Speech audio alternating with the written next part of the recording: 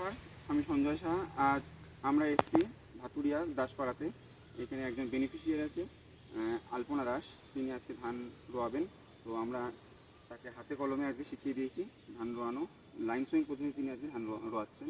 তো তিনি আমাদের এই চাষ সম্পর্কে কিছু বলবেন।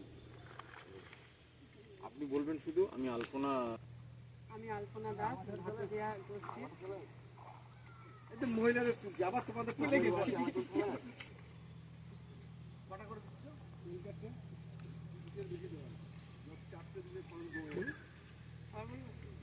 আমি আলপনা দাস, ভাতুরিয়া গ্রামের চৈতালি গোষ্ঠীর সদস্য। আমাদের আজকে ধান রোয়ানো হচ্ছে।